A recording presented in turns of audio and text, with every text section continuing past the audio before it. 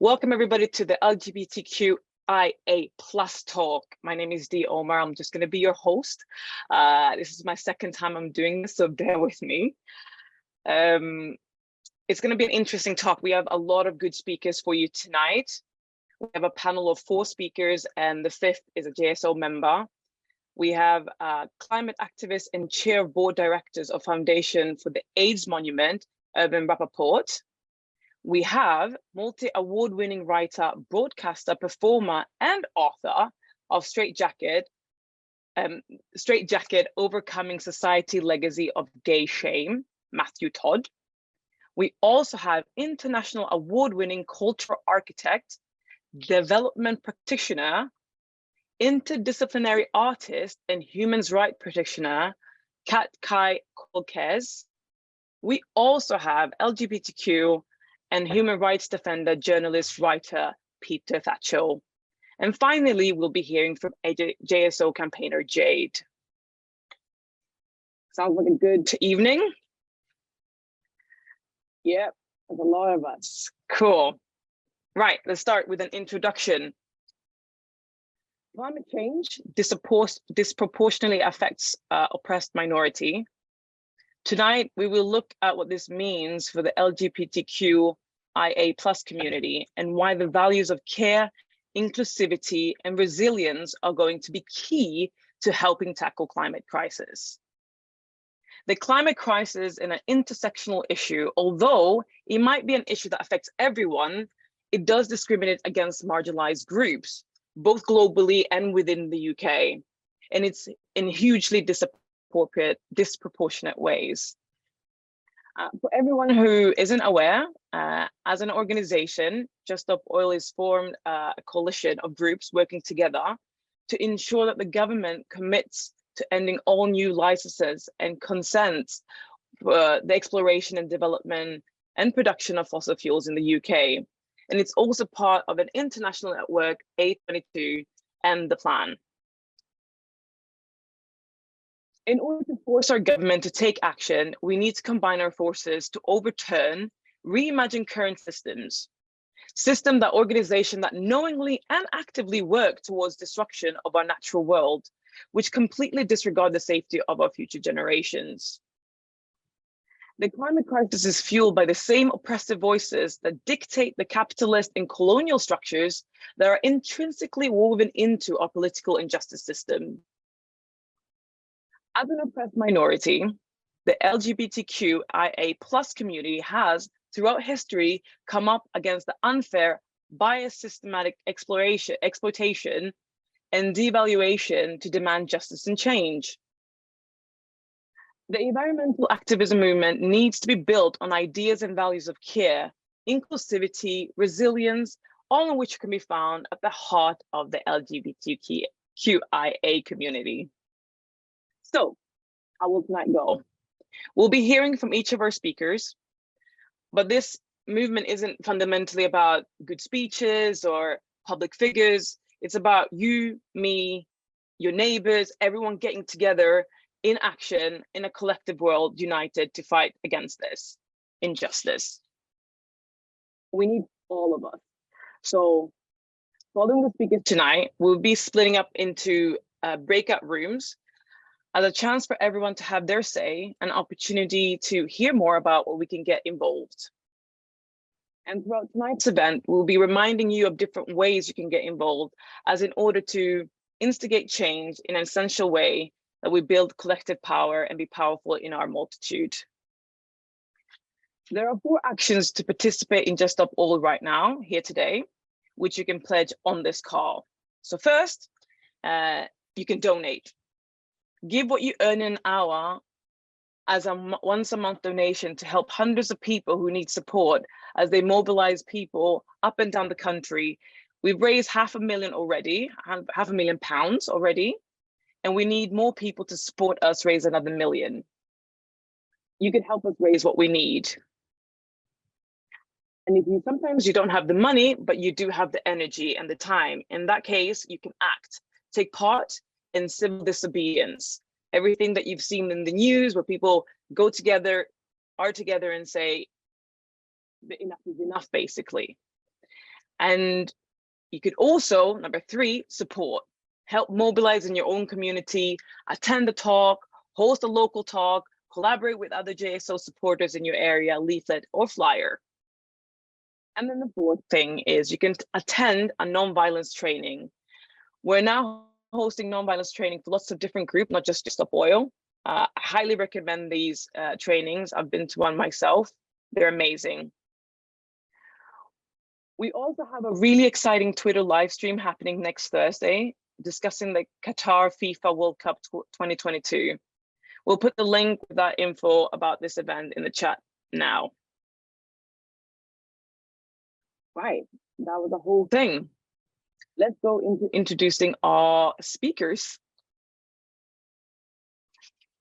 First, we would like to welcome our first speaker, Matthew Todd. You want to know a little bit about Matthew? Matthew is an award-winning writer whose previous works includes former editor of Attitude magazine, author of the gay mental health book, Straight Jacket and Pride, the story of the LGBTQ equality movement. Matthew also contributed to This Is Not a Drill, the Extinction Rebellion Handbook, and Letters to Earth. Matthew has been an incredible advocate for the climate activism movement, and we're so grateful for his support of JSO. Everyone, welcome Matthew. Good God, that's a shock seeing my face up on that screen. Thank you so much, Dee. It's lovely to be here talking about the end of the world. Lovely on a Thursday night. No, actually, I was thinking it is quite moving to be here because I spend a lot of time raging at the LGBT community now, to be honest with you, just about my frustration that we as a wider community of people are not engaging with this issue. And I'm sure for people who are engaged in this issue, regardless, what your identity is, it has been a very lonely journey for many of us. It certainly has been for me. And as a gay man and part of the LGBTQIA plus community as well, it's been even more lonely, and it still is lonely in that respect. So tonight feels like a real shot in the arm, and I'm really grateful to be here with all of you, and especially the activists and everyone that's got something to say and contribute, and all those people watching. I don't know whether people here tonight are on board.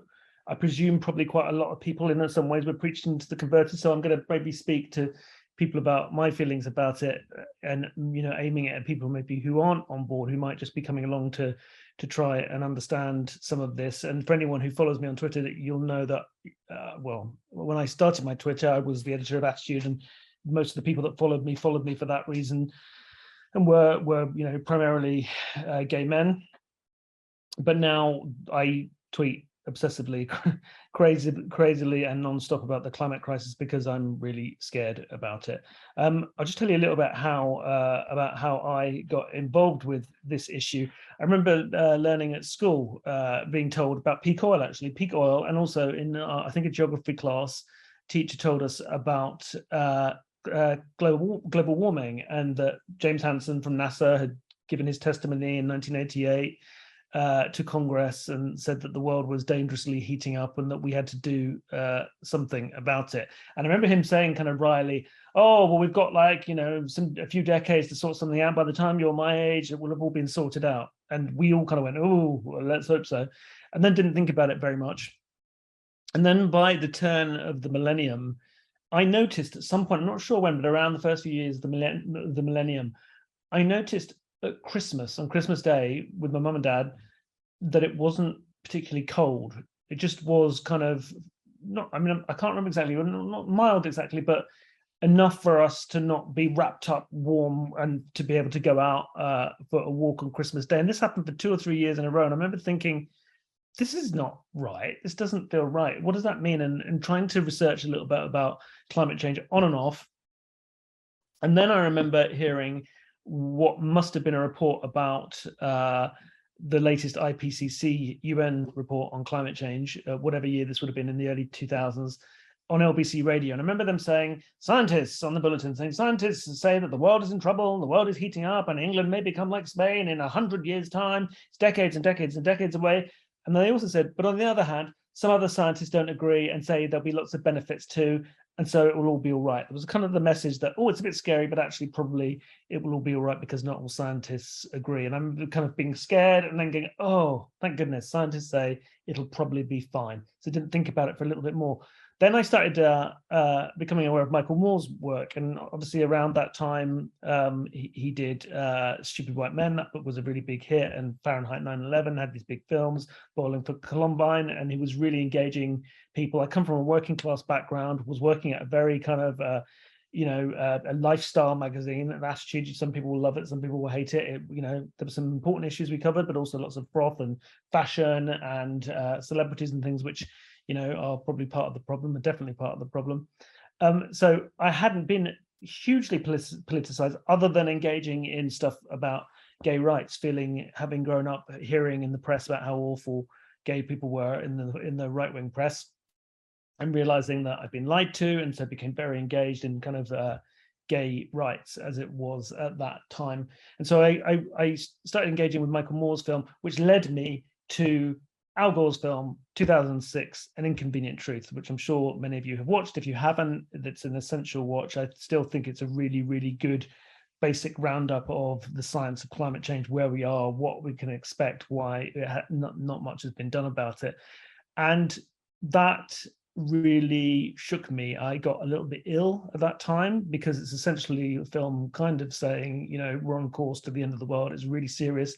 And I think somehow subconsciously I kind of knew this. I knew there was a problem. I could just feel it, in a spiritual way. And I remember showing it to my mum and dad, expecting them to be really shocked. And they were kind of sitting there watching it, and I burst into tears because I was really traumatized. And they were like, what's the matter? What's the matter? It'll be fine. It'll be fine. It'll be sorted out. They didn't really get it. I remember showing it to the staff, a handful of the staff at Attitude. The editor was really good that he allowed us the time to gather around and watch it. People were like, oh yeah, it's really bad, isn't it? I'm not bitching about them at all. There were some really nice people there, and they were concerned about it, but they didn't seem to get it in the way I got it. And I thought at that point the whole world was going to react. Certainly people in the media. I just thought, okay, this is a really catastrophic situation. Journalists, of which most of the people I knew then were kind of journalists, they would all rise up and demand that we take action. And there was a lot of discussion about it in the media at that time, but there was also a lot of denial, and a huge amount of denial then came into play around that time, attacking Al Gore. I remember seeing, I can't remember the timeline, but I had interviewed Richard and Judy. And they were very nice. They were very good fun and really nice. We had a bottle of wine, got drunk, and they were an absolute hoot. One of my favorite interviews ever. And then I saw them interviewing Al Gore on their Channel 4 show, and treating him like he was kind of like, it felt like they were treating him like a con man, like they didn't believe him. And I was really shocked, and he was quite shocked. And that just outraged me. I remember I interviewed them again subsequently, and I took them a copy of George Monbiot's book, Heat. Started sending that book to other journalists I knew, to some celebrities when I interviewed them, talking to people. Didn't seem to make no one, just got, in one ear, straight out the other. Didn't seem to create any reaction at all. By this point, I was spending a lot of my time going on marches. I was looking for groups to support. There was the Campaign for Climate Change in the UK, and went on quite a lot of marches with them. There was the Heathrow Climate Camp. I went to that, made videos, really badly made videos that I put up onto YouTube, just desperate to try and engage people, because I couldn't understand why everybody wasn't rising up. I remember one time I went to ExxonMobil's offices, I think in Leatherhead, kind of by this motorway, horrible place, horrible company, horrible people, horrible place. Went with them with the Campaign for Climate Change, and we all laid down on the ground outside and did this kind of die-in, and people took pictures, and it was meant to be representing the people that were already dying in the global south because of climate change. And I remember them just driving into ExxonMobil and just looking at us as they drove past, and they went in. None of this was reported. None of this seemed to make much difference, if I'm being honest. It's a lot of very well-meaning people, lots of wind chimes, all those kind of things.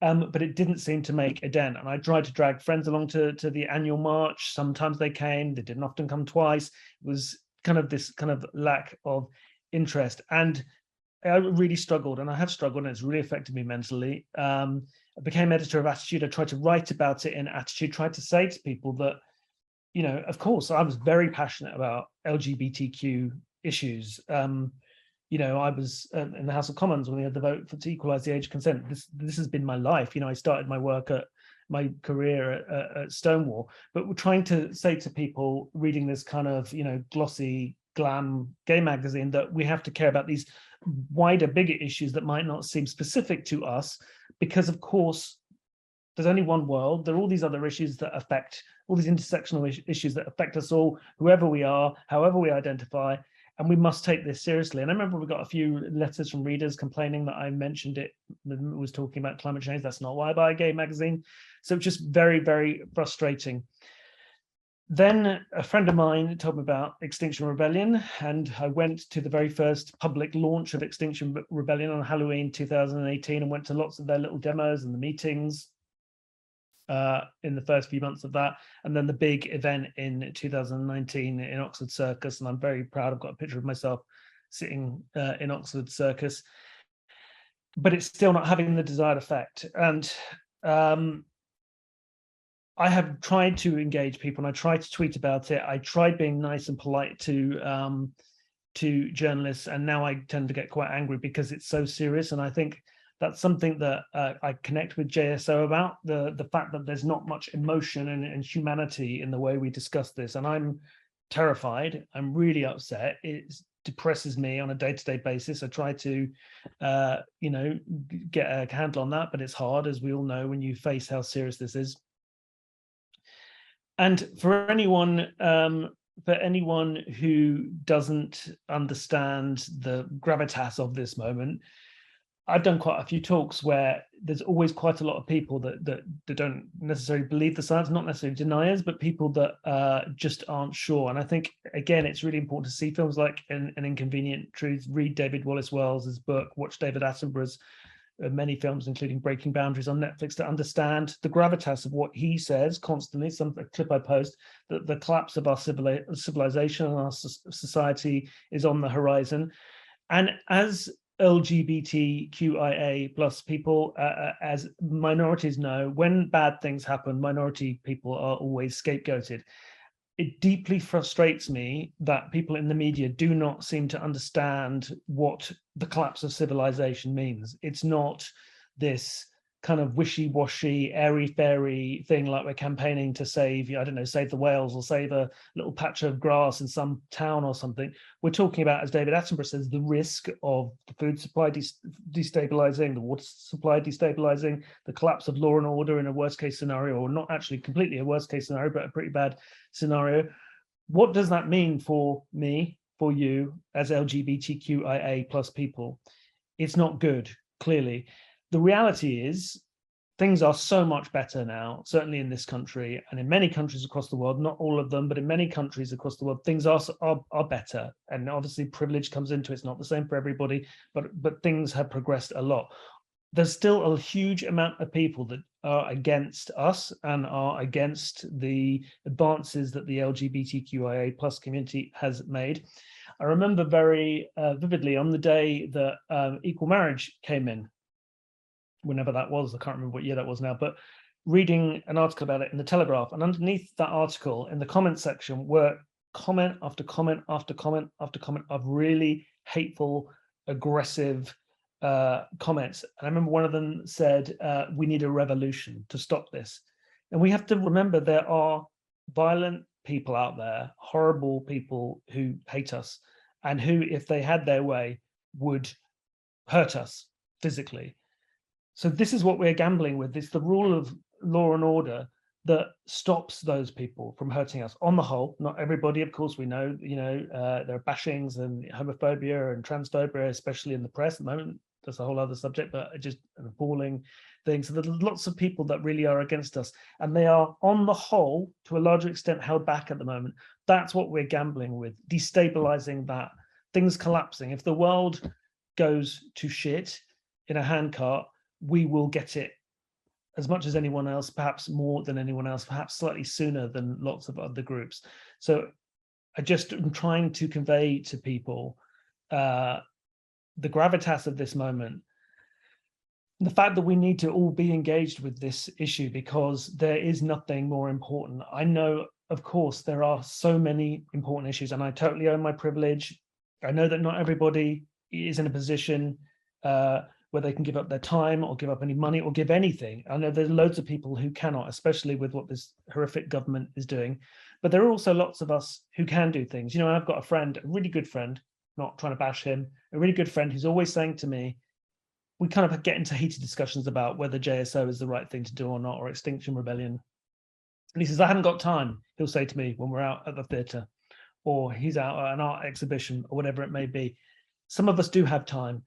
And this issue is the issue with it. Everything else sits within this issue.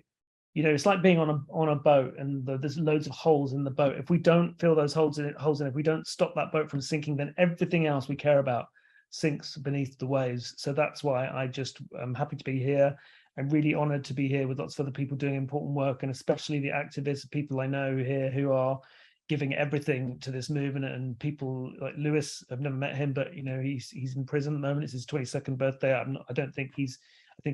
have no idea actually what his orientation or whatever he is, but just there's so many people in this movement who are just amazing. And quickly before I finish, this really bugs me, this critique of protesters, that they're all posh, white, straight people. Yes, we need as many diverse people at all. I just want to be clear that as a gay man, and I know I'm a white gay man, but as a gay man, this has been one of the most inclusive groups that I have ever been a part of. I have never experienced any issues with homophobia or anything like that. It's just far off it. It's been a liberating experience for me to be part of this group. I know that there may be some problems around in any group of people, but I just want to say, be part of it, come in, help your work. Every one of us are needed and valued, and we can change this, you know, everything that needs to be changed, whether it's within or without, and fight this awful system, and hopefully secure a future for all of us. And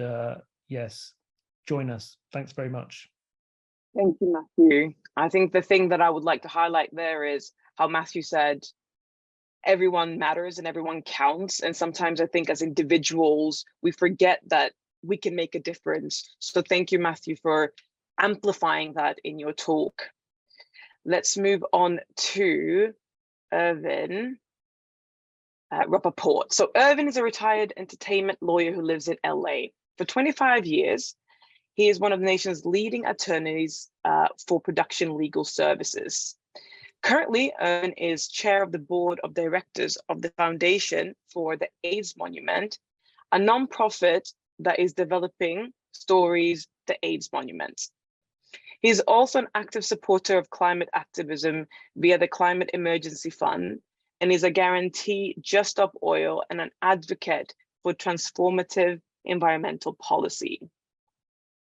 Irvin earned his JD at UCLA School of Law and the BA of the University of Virginia. Irvin is a former member of the campaign board of the Victory Fund, which endorses and trains LGBTQ+ political candidates for federal, state, and local elected offices. So basically, Irvin is very, very busy. Over to you, Irvin. Thanks so much. So I chose this background because I thought a joyful photo of John Cameron Mitchell from Hedwig and the Angry Inch would be a nice background for us. So thanks for joining, everyone. In thinking about the climate crisis and the LGBTQ community, what comes to mind for me are three things: unity, legacy, and love. Battling climate change requires us to shift toward unity and away from division, greater unity among nations, more cooperation among people, and an understanding of our essential oneness, not only with each other, but with all forms of nature, all forms of life, and the planet. So divisions among people by where we live, by the color of our skin, by whom we love, these are divisions that are at odds with the fundamental unity and interdependence of the earth. We know we can't live without plants, without animals, without healthy oceans and clean air, yet we act as if humans are separate from and the masters of these other life forms and systems, as if we're the only species that matters. But life is the common denominator. Nationalism white supremacy, hate for LGBTQ people. These are artificial divisions of our common humanity. So when we stop separating people in our minds and our policies, we end discrimination. And when we think about our collective good, instead of focusing on self or country, we can save ourselves, the planet, and the species we depend upon.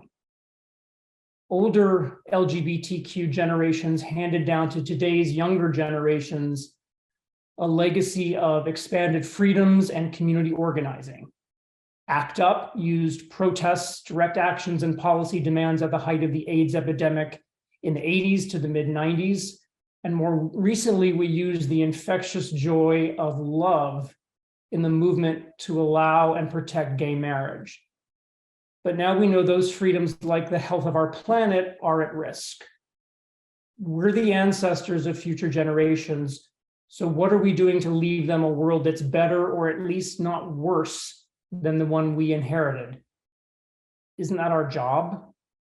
Will they revere us for how we cared for the earth, or will they curse us for how we ignored the planetary harm we perpetuated and expanded? Which legacy do we choose? I'm choosing to fight for freedom and for our planet's future, but this isn't a fight that older generations like mine can do alone. We need the vision and leadership of younger generations, and it's great to see so many young faces on this Zoom. We need to listen to younger generations. We need to partner with them and to protect and expand LGBTQ rights and to tackle the climate crisis. I believe that the two fundamental motivating forces for humanity are fear and love. I think we can view the success of the gay marriage movement as a transformation in how straight people view the LGBTQ community, a shift away from fear of the other toward empathy and awareness of our common humanity, an appreciation that we all deserve love. We can replicate that shift from fear to love in how we motivate people to talk about and care about future generations and the health of the planet. Protecting gay marriage is protection of love. So what's the corollary for the climate crisis? Instead of only scaring people with predictions of doom as the climate warms, what if we also frame the climate crisis as an opportunity to protect what we love? Whether it be the most vulnerable among us, like children or the elderly, or the vast oceans, snaking rivers, pristine lakes, immense mountains, soaring, singing birds, dolphins darting out of the water, majestic whales, ancient trees, fragrant flowers, whatever we love, we can see the shift away from fossil fuels toward renewable energy as guided by a positive purpose, by joy, by love. So by unifying around a purpose to create a legacy of protecting what we love, this is how we can motivate and awaken people, not by making them afraid and leading most to turn away to resume their sleepwalking. So I think we have to stop burning fuel as the way to power our lives and instead light a fire under ourselves to demand that the governments and corporations bring about a world powered by the energy we capture from the sun and wind.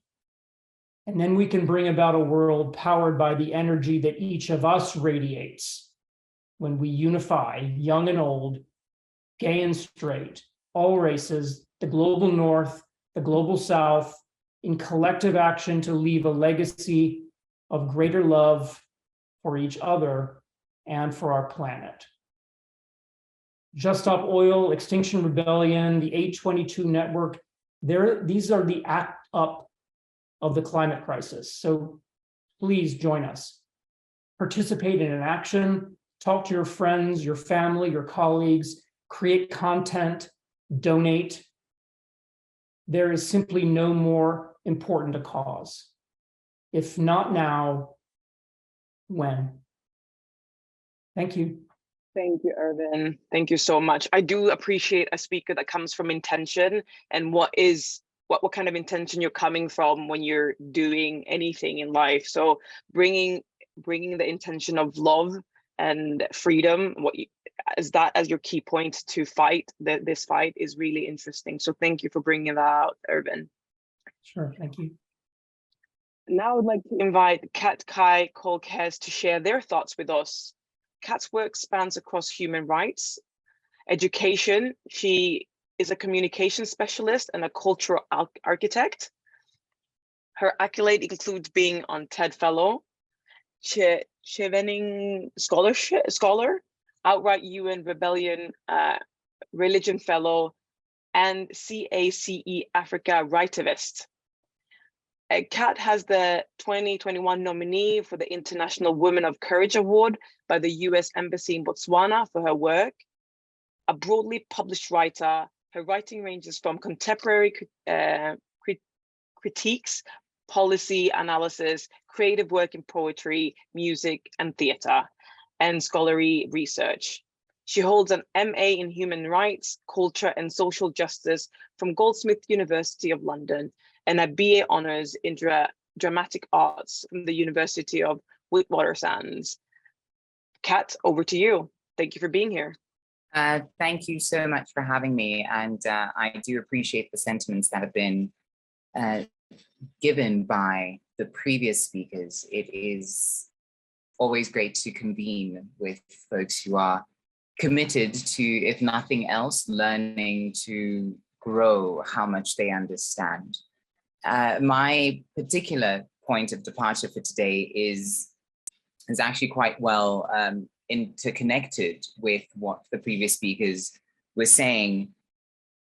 And as a person from what is problematically called the Global South, and consistently called the developing world, and consistently called the third world, who plays and practices in what is considered the developed world, I have an intimate relationship with the impact that climate change has. I know that Matthew spoke about how heartbreaking it was. However, I think that there's greater heartbreaks, and we're not playing an oppression Olympics here, because again, we understand that all oppressions interconnect somewhere. So when I live in a country, I come from a country that is 75% desert. I first learned about solar power when I was, how old was I? Somewhere around 9. And that was after having learned about wind power, when you all made those little fans that move themselves when you connect, paper fans that you put up into the garden, and then the wind moves them, and then you use them to generate some kind of pulley system. So again, renewable energy was part of my education as a child. However, here I am as a supposed adult, just an older child, and having conversations around how painful it is that we've had this knowledge, but we've failed at implementing it. Botswana being 75% desert means we should have a solar farm by now, but we don't.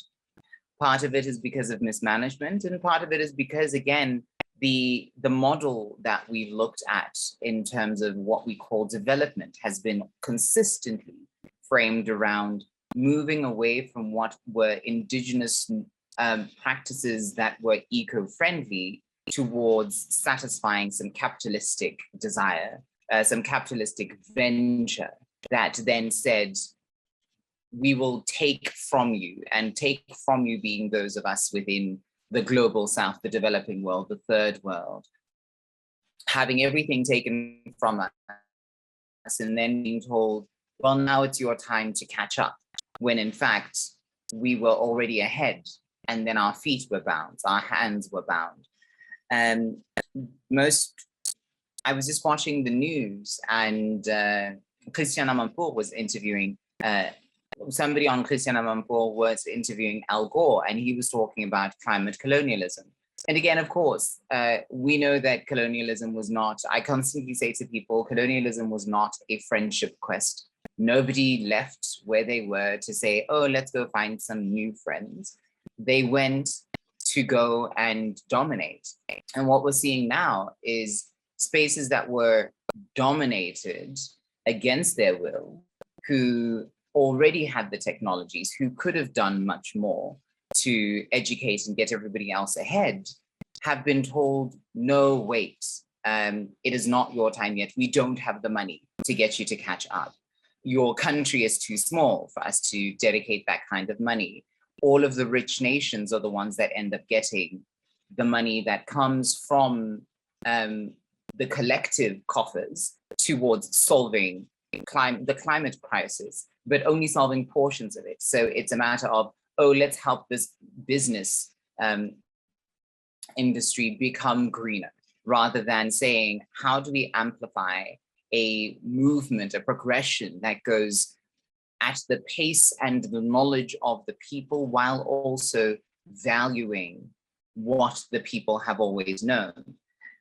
As LGBT people, who are people experiencing marginality, especially within the global South, I think we suffer a multitude of intersectional oppressions, because again, we've gotten so used to having our lives framed through fighting against violence. We've been framed as through the lens of violence. And yes, we experience this violence, whether it's systemic through laws and policies, or it's physical through abuses. And we are still seeing that we've spent so much time focusing on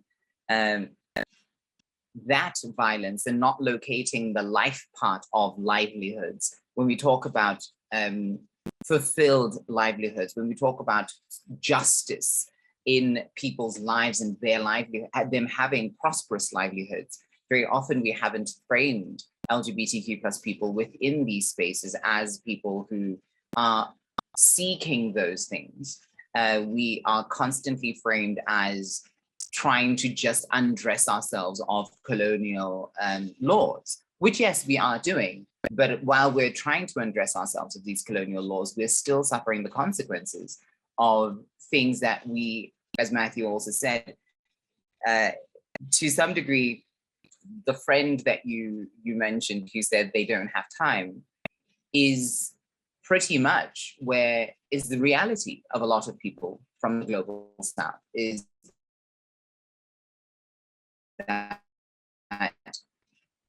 when you're fighting, not involved in the advocacy or the litigation movement towards decriminalizing same-sex sexual activity, you are not involved in conversations around around marriage equality, because you are trying to find a way of generating greater yield in your farm, making sure that your livestock isn't dying. You're trying to seek out funding that is going to get you some tools and resources to ensure that you can have water, because you live in a country where it is 75% desert. So we are still seeing these disconnects where folks who are otherwise queer and other things, dedicating more of their energies towards the and other things that they are, because that is where they make their livelihoods. And so they don't have as much engagement with struggles such as this. And I do think that as we keep working towards our progress, we do need these inclusive spaces. It's been mentioned that the kind of activism, the kind of civil disobedience that is being done, the kind of activities, the kind of actions that are being put out there by groups such as JOI. Just stop oil. Yeah, Jess. It's like, wait, what is the abbreviation? But the kinds of actions that we have are sometimes in and of themselves more doable in other spaces than some. And we understand that. I think what we need to look towards now is to really bring all of the other voices into this fold that we have managed to charge forward with. I dropped a link earlier to an article in Teen Vogue from 2019, where I get the climate justice movement to learn from the LGBTQ plus movement, because there are things that we have done before. There are lessons we've gotten. People's bodies and lives have been on the line. They've been at the front. We've lost people, but their lives were not in vain, were not lost in vain. Yet it seems as though the climate movement is consistently backtracking and starting again. The kinds of resistance Matthew spoke about, this being the act up of this time. We're literally being killed, and we cannot sit by and say, well, I have no control over it. There are things we don't have control over, but there are certain things that we do have control over. And being vocal, being present, being inclusive, especially in saying, yes, we're marginalized. Yes, we are experiencing marginality, but who am I then not getting to see because I'm focusing on myself and my marginality? The other piece that I wanted to talk about is, I guess, a progression then from that 2019 piece, which was an op-ed I wrote for Greenpeace earlier this year, around how we cannot, as the LGBTQ plus population of the world, keep holding our pride as something separate from fighting for the plight of the earth. Because year in, year out, you'll find that, yes, it's getting hotter at Pride. So yes, you get to be a little bit less dressed if that's your kind of thing. But it's not getting hotter at Pride because God or the universe wants you to have beads of sweat streaming down your body. It is, again, a matter of this thing that we're experiencing. So we need to consistently remember that violence is at the core of what we are going through. And the violence that is most important right now is the violence that is being inflicted upon the earth that we live on, which doesn't have a replacement. And a lot of these violences end up perpetuating ableism. They end up perpetuating food insecurity for folks in countries that are not primed to be self-sufficient and producing of themselves. I know that when I was still living in London, one of the primary things around Brexit, again, was what does the UK make for itself, and how much of what the UK takes for granted is actually brought in from other places. And that sense of food insecurity was put aside because of the privileged seat of saying, well, even if we don't make them, we can still buy them because we are their market. When we look at job security, we've got so many people who are, and I've had many conversations with people about this, that we've got a certain sense of dislocation, and then that goes even further into a displacement where we are seeing more and more climate refugees appear from different communities. But of course, these climate refugees, half of the time, we are also not paying attention to the fact that there are queer folks within this climate refugee movement. And so what are we doing to be there, not only for receiving people when they seek refuge, but to ensure that what they're experiencing doesn't continue to go? Because there's no greater pain than meeting a person who says, the village I grew up in, the village I was born in no longer exists because of the rise in sea levels. And so I am now a person with no home. So when we keep talking, and I'm coming to the end of this, as we keep talking about what we as LGBTQ plus people need to focus on, and how the climate crisis is really a thing that we cannot try and remove ourselves from, nor say that it can be a pocket of, we can be a pocket in the climate crisis, climate justice movement, or the climate justice movement can be a pocket in LGBTQ plus people's rights movements. Those pockets need to be made larger. They need to be made corridors. Folks need to feel not only free, but also safe moving within and between these movements, because too often you are told, fight one injustice before you start fighting another. And by the time we get around to dismantling the structure and the infrastructure of colonialism within the lives of folks such as myself from the global south, such as myself, well, again, problematic global south, but from spaces that have been robbed of their own technologies, that have been robbed of their own knowledges, that have been robbed of their own resources, and are now being told that we should know better, and it is time now for us to do better because we are the reason the world is lagging behind in progress. It must be remembered that we didn't put ourselves there. So queer folk continue to exist within the spaces that I come from, the spaces I inhabit. And while we don't see a large movement of queer folks within the direction of climate justice, we cannot think or even imagine that it is not a concern from such a space. So my hope is, as you fight to save your life, wherever you are within a space of privilege, you understand that it is again your responsibility to work towards elevating the voices of folks who are in spaces where their primary focus is just about staying alive. I thank you. Thank you, Kat. Thank you, Kat, so much for bringing a perspective of colonialism talk. I greatly appreciated. Next, we'll be hearing from Jade, a member of the JSO team and part of the LGBTQ community. Jade is a political activist from Manchester. She was sent to prison in September for taking direct action against fossil fuel industry, and she's showing no sign of slowing down. Over to you, Jade. Thank you, Dee. Before I start, I'll just have to excuse myself if I keep drinking water during this, because I decided to eat a really spicy meal just before this Zoom, and my mouth is still, it's on fire. It's hotter than the surface of the sun. It's hotter than the earth in 50 years. Can we make jokes about climate change on this Zoom? I don't know. Anyway, about to get disconnected.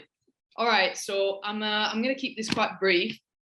I'm going to talk about a little bit about Just Stop Oil, why I joined Just Stop Oil and my journey with Just Stop Oil. So this is a great Zoom actually for me to be on, and I've really enjoyed listening to the speakers.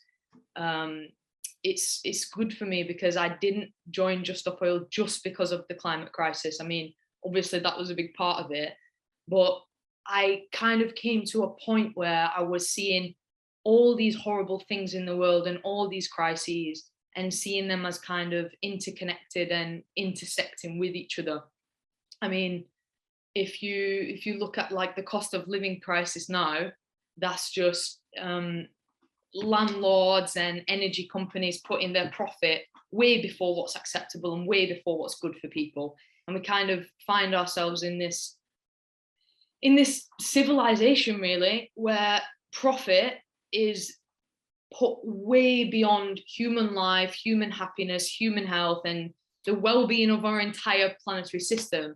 And we're just seeing this over and over, whether it's the cost of living crisis, whether it's, multinational billion-dollar corporations pursuing profit abroad in the global south or third world, as Kat said. And, when those people are so exploited that they have to flee from their poverty to come here, we call that a migrant crisis, right?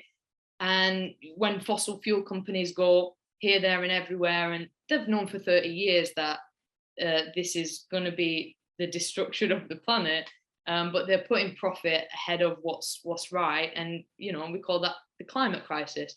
So all these crises, I think they're just the same crisis, and for me the crisis is capitalism. It's this market logic, it's this aggressive competition, it's this dividing people and making us all these individual units that are competing for profit in the marketplace, no matter what's actually good for us. So, wow, that was a long sentence. So, in the UK at the moment, I think Just Stop Oil is perhaps the only group that is taking the kind of direct action that I think we really need to start seeing more of. Just Stop Oil has been consistently out there, being an absolute nuisance, being an absolute menace. And we're not really seeing this kind of organized direct action in this country. We haven't seen it for decades, and I think it's really needed. So why do we need direct action right now? Well, we've seen, I guess, since the first COP, the first kind of climate meetings, we've seen 30 years of climate protesting. And this has been, you know, demonstrations, petitions, I don't even know what else there's been, but it's basically just been protesting and saying, you know, we know climate change is happening, somebody needs to do something about it, it's time for the government to do something about it, etc., etc. And to be honest, we've not really seen much progress, despite everyone's best intentions and despite people really getting out there and organizing and protesting. It hasn't made that much of a difference. I mean, we're still seeing massive increases in fossil fuel production, fossil fuel exploration, right? So there's got to come a point where we start thinking, look, they're just carrying on. They're not listening to us. We've said we don't like it. We've said it's time to stop. But unless we get out there and actually stop them, I don't think these companies are really going to stop. So I genuinely think, I mean, we perhaps should have started direct action a little bit sooner, but we know that it works. And that's why I think, you know, organizations like Just Stop Oil are really important, because this is a method, like non-violent direct action, that is kind of, it's shown us historically that it does work, right? So if you think about women's rights in this country, they weren't won through petitions, they weren't won through protests, they were won through direct action. The same with workers' rights. I mean, you know, strikes are a form of direct action. The same with LGBT rights. I mean, we wouldn't have gotten so far if it weren't for people that were willing to put themselves on the front line and like really go for it, right?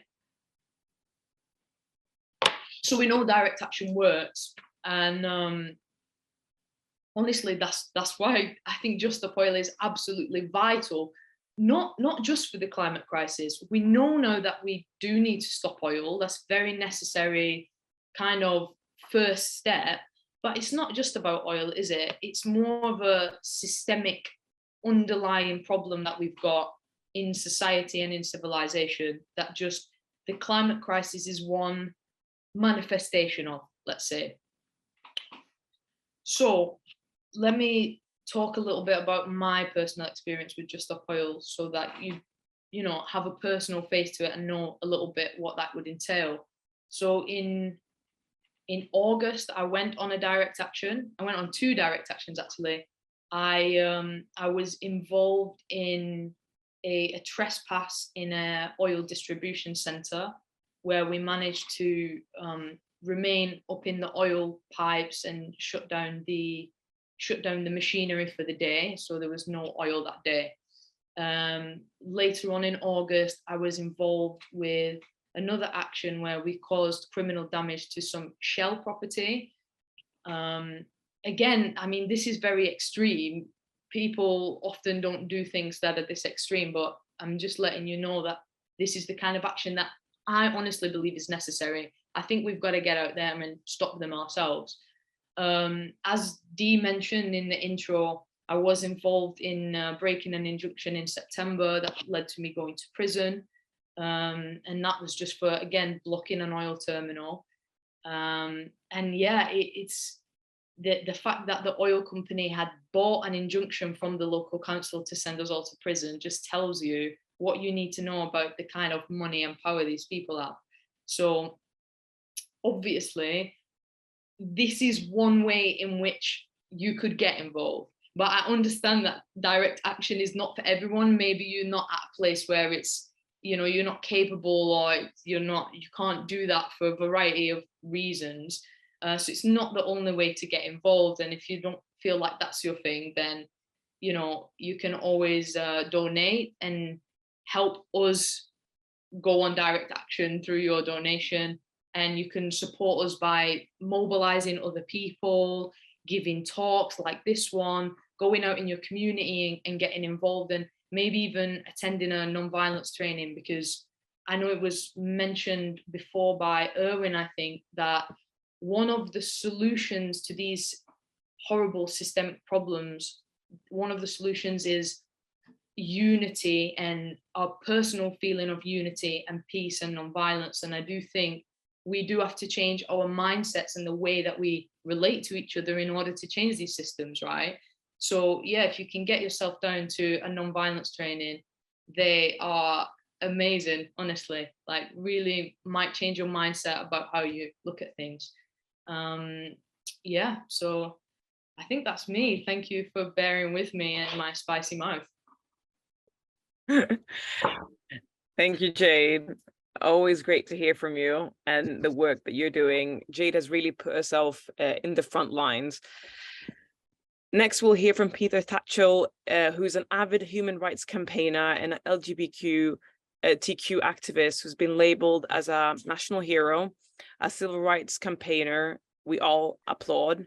Over the years, Peter's fight for social justice, equality, and LGBTQ rights has been hugely renowned. Mostly recently, you may have seen him in the media when he was stopped in Qatar while staging a protest against the Gulf states' criminalization of LGBTQ+ people. We are delighted to have Peter. His contribution to the topic is always poignant, inspirational, and hugely educational. So I'm excited about this. Welcome, Peter. Thank you very, very much. And I apologize coming somewhat late to the party, but I've had so many events on and they overran. So I've only just joined the discussion. I'm really apologetic that I missed most of your previous contributions. I'm sure they were great, and I apologize if I cover some of the same ground. I guess my starting point for this discussion is that there is no point fighting for LGBT+ rights if we don't have a planet on which to enjoy those rights. You know, the sustainability of human life and society is the precondition for LGBT+ existence and freedom. Climate destruction is probably a greater threat to LGBT+ people than religious fundamentalists or even the resurgent far right, certainly in this country and most Western countries. That's just how serious it is. But I think a lot of LGBT+ people don't realize that. They're focused on these other issues, which are important, but they can't see the gigantic bus that's heading straight forward to crush us all, the climate catastrophe. And I just think we have to refocus and recalibrate the LGBT+ movement to see it as part of the wider movement for social change, and for that movement to hitch itself to the rising movement for climate justice and climate action. You know, we have to be there as part and parcel of this movement because we have a stake in it. And as human rights defenders, we need to also support those many other people who are threatened by climate destruction. This to me is a moral duty. It's not really just something, you know, take it or leave it. It's a moral imperative that we get involved and add our support as LGBT+ people to this wider, broader struggle to prevent the impending climate catastrophe.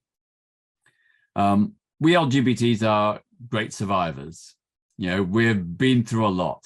We've lived through centuries of persecution and even the attempt by the Nazi regime to exterminate what they called, quote, abnormal existence. But here we still are, resilient, determined, patient, and committed to our ongoing expansion of freedom and justice. So we've shown incredible resilience and determination. We need to use that knowledge, that skill, that experience, that history to help the common fight for climate justice and action. Our support, together with those of many other communities, is needed now more than ever before. Because as we all know, human survival, the sustainability of this planet is under serious threat. And I think that I've always found it useful to give people a snapshot of what could happen if we don't act very, very soon. So just to give one example out of many, the scientific evidence is very clear that the West Antarctic ice sheet is in danger of collapse. It is deteriorating rapidly. And if it indeed falls into the sea and eventually melts as well, there is at a minimum a likely 3.2 meter rise in sea levels across the whole globe. That's a 10-foot increase across the whole planet. I think we need to remind people that the consequences of that will be that vast low-lying regions in our country and all countries will simply disappear under the ocean waves. And, you know, you look at low-lying regions like East Anglia and parts of Essex, for example, they'll be gone with people's jobs, homes, with the farming communities there, which produce so much of the food we depend upon. They'll be under the water. It'll be history. And even here, where I am in London, you know, we face an existential threat that the Thames Barrier will never be able to cope with.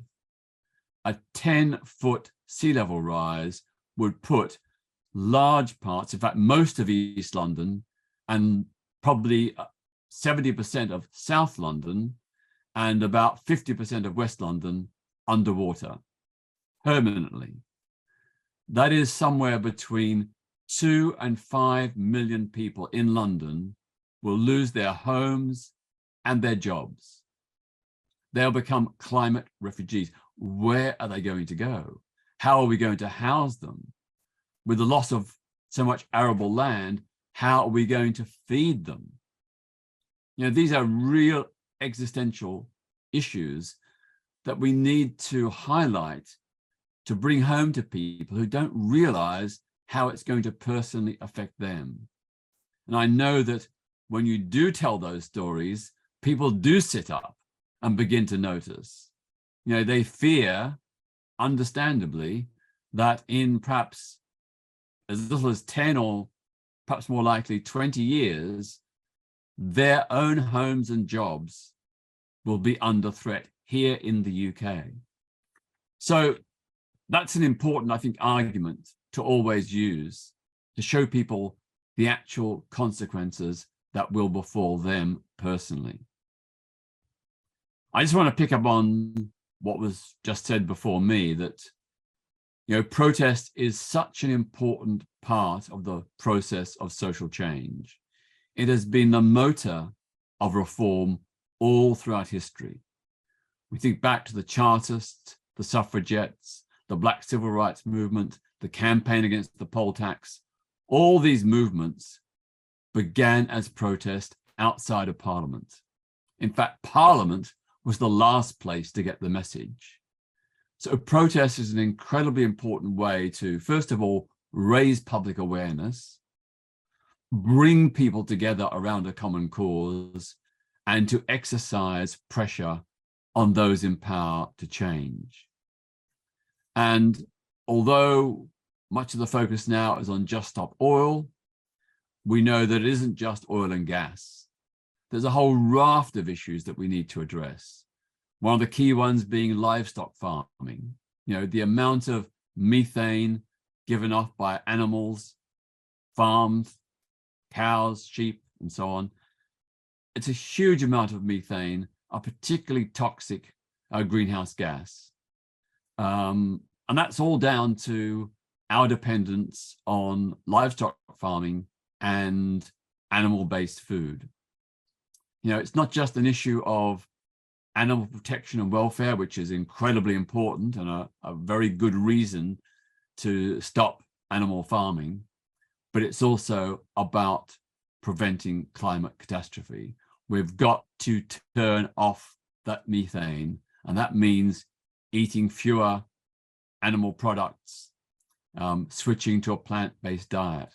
That is an incredibly powerful thing that each of us as individuals can do and should do. And what is so inspiring is that many people, particularly younger people, are doing precisely that. They realize the personal responsibility that we each have to take for the lives we lead, and indeed for the contribution that we make toward global warming and climate destruction. So personal changes are important, but of course they're not enough. We need systemic change in which the way in which our economy operates, to shift away from a profit-driven economy towards a more inclusive, more egalitarian economic system based on people's needs. Profits before people. And so we need to situate the struggle for climate justice with the struggle for animal rights in the case of livestock farming, and with the struggle for economic justice and democracy, so that ordinary people can have an input into the way the economy is structured and run, and how resources are used, and how the wealth created is distributed. You know, we live in a society where there are billions and billions and billions. You know, we heard the Jeremy Hunt's autumn statement today, you know, suggesting that there was no alternative but these punitive tax rises on ordinary people, instead of actually acknowledging that there is an alternative. There are 171 billionaires in the United Kingdom, 171. A one-off wealth tax of 20% on their massive assets would create an income to the Treasury of 120 billion pounds. That's enough to plug the deficit 3 times over, and to leave money, billions more left over to fund the NHS, social care, education, and so on. We could use that money, for example, to implement the Green New Deal, you know, a sustainable economic model about how we live our lives, how we produce the things we need. It is all doable. Just to give you another example, the richest 1,000 individuals in Britain have a combined personal wealth of 850 billion. 850 billion owned by a mere 1,000 people.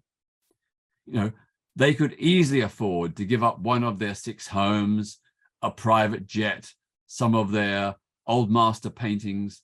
They could easily afford to sell off some of those to contribute to a fund to fight the climate crisis we now face.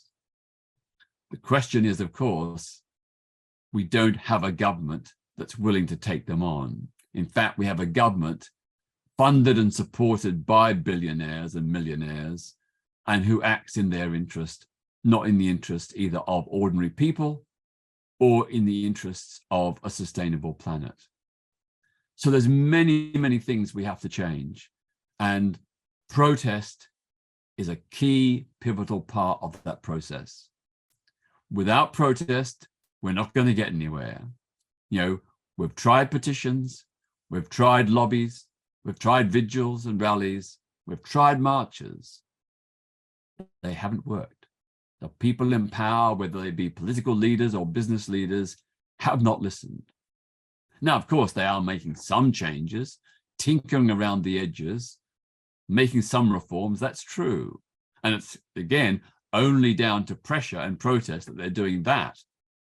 But clearly, what they currently propose is woefully inadequate, nowhere near what is enough to solve and prevent the impending climate catastrophe. So I am with Just Stop Oil and Extinction Rebellion. You are doing magnificent work.